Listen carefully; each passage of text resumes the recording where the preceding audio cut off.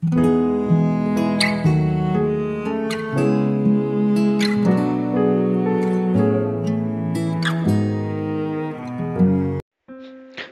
shalom saudara yang dikasihi Tuhan Yesus.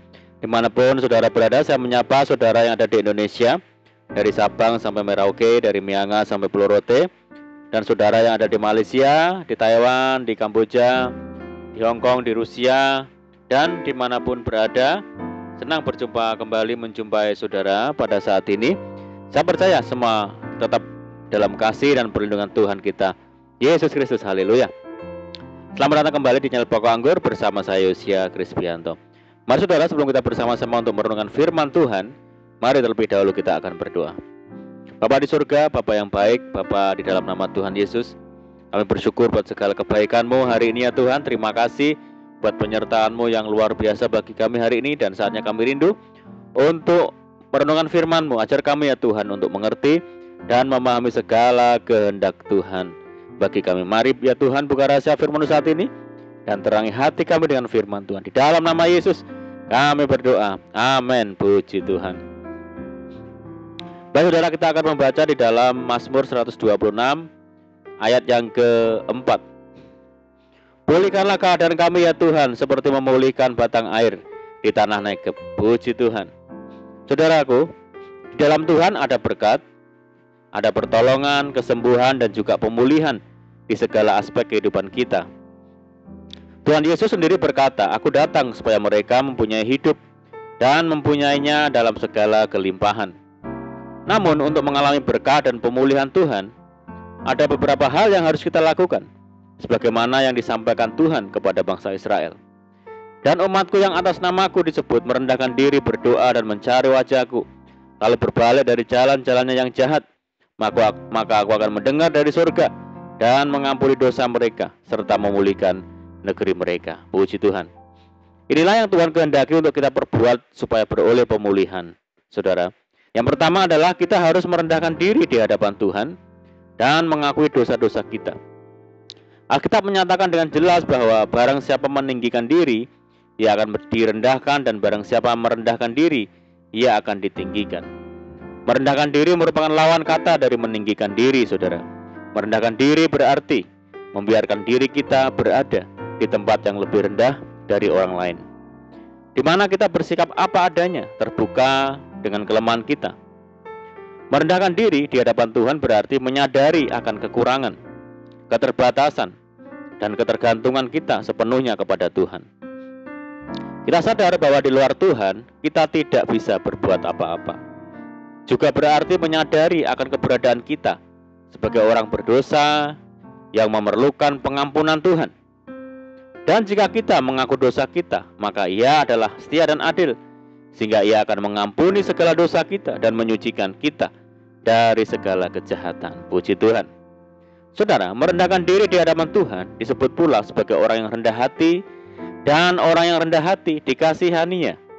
Oleh karena itu, marilah kita berkata jujur kepada Tuhan, mengakui segala dosa dan pelanggaran yang telah kita perbuat. Maka Dia akan mengampuni dan memulihkan hidup kita. Merendahkan diri di hadapan Tuhan dan mengakui dosa adalah awal mula untuk menuju kepada berkat dan pemulihan. Puji Tuhan. Saudaraku, Alkitab menyatakan bahwa jiwa yang hancur, hati yang patah dan remuk tidak pernah dipandang hina oleh Tuhan kita. Sebaliknya, Tuhan sangat membenci orang yang suka meninggikan diri, angkuh dan sombong. Kesombongan adalah salah satu penyebab Tuhan memalingkan mukanya terhadap seseorang. Jika kita masih demikian, sampai kapanpun kita tidak akan pernah menemukan pemulihan. Manusia yang sombong akan direndahkan, dan orang yang angkuh akan ditundukkan. Jadi Allah menentang orang yang congkak, tetapi mengasihani orang yang rendah hati. Yang kedua adalah kita harus memiliki hubungan yang karib dengan Tuhan. Banyak orang Kristen yang tekun berdoa ketika dalam masalah saja. Namun saat segala sesuatunya berjalan baik dan lancar, mereka tidak lagi sungguh-sungguh mencari Tuhan. Saudara, Tuhan mau kita berdoa dengan rutin dan tidak jemu-jemu di segala keadaan. Itulah jawaban mengapa kita jarang beroleh jawaban atas doa-doa kita, yaitu karena kita tidak tekun berdoa. Mencari Tuhan harus menjadi fokus utama dalam kehidupan kita. Sebab tidak kau tinggalkan orang yang mencari Engkau ya Tuhan. Oleh karena itu, carilah Tuhan dan kekuatannya. Carilah wajahnya selalu. Jangan hanya menginginkan berkat-Nya saja, saudara, sementara kita tidak mau mencari wajah Tuhan. Tidakkah Allah akan membenarkan orang-orang pilihan-Nya yang siang malam berseru kepadanya? Dan adakah Ia mengulur-ngulur waktu sebelum menolong mereka? Dan yang ketiga adalah kita harus bertobat dengan sungguh-sungguh, meninggalkan kehidupan lama dan hidup sebagai manusia baru. Artinya tidak lagi hidup menurut keinginan daging, tetapi menurut pimpinan Roh Kudus. Mari saudara, lakukan bagian kita dengan sungguh-sungguh saat ini, menjadi orang percaya yang rendah hati, menjadi orang percaya yang karib dengan Tuhan dan hidup di dalam pertobatan setiap saat. Saya percaya berkat dan pemulihan pasti Tuhan kerjakan bagi kita. Amin, puji Tuhan. Mari kita berdoa. Bapa di surga, Bapa yang baik, Bapa di dalam nama Tuhan Yesus, terima kasih buat firman-Mu. Tuhan, kami percaya Tuhan yang menyediakan berkat dan pemulihan bagi setiap kami yang taat. Ajar kami untuk hidup merendahkan diri, bergaul karib dengan Tuhan, serta hidup dalam pertobatan, sehingga pemulihan terus menjadi bagian kami ya Tuhan. Saat ini kami berdoa bagi saudara kami semua yang mendengar program ini yang di Indonesia, dari Sabang sampai Merauke, yang di Malaysia, dan dimanapun berada. Tuhan yang sakit, mari ya Tuhan sembuhkan di dalam nama Tuhan Yesus. Yang hidup dalam persoalan, kesulitan, mari Tuhan tolong mereka, bebaskan mereka, berkati, pulihkan hidup mereka. Tuhan Yesus memberkati mereka dalam rumah tangga, di dalam pekerjaan bisnis, di dalam pendidikan, dan apapun yang dikerjakan. Berdoa bagi saudara kamu yang hidup di dalam ikatan dan belenggu dosa. Mari ya Tuhan lepaskan di dalam nama Tuhan Yesus.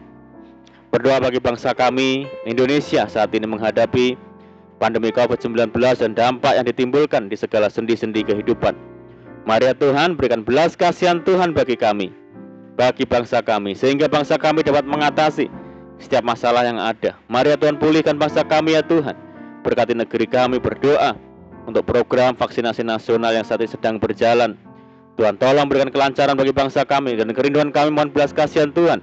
Kiranya pandemi global ini segera berakhir, sehingga kami kembali lagi hidup normal dan menjalankan aktivitas secara normal kembali. Terima kasih Tuhan, ini doa kami. Kami percaya Tuhan mendengar seruan doa kami, hanya di dalam nama Tuhan Yesus Kristus kami berdoa. Amin. Puji Tuhan, saudara, kita sudah berdoa. Saya percaya saat ini kita dikuatkan dan diberkati. Mari saudara, kita tetap semangat di dalam Tuhan, jangan berputus asa. Tetap berdoa, bersuka cita senantiasa, sebab di dalam Tuhan kita sanggup melakukan segala perkara. Selamat malam dan selamat beristirahat. Doa saya menyertai saudara semua. Tuhan Yesus memberkati. Haleluya.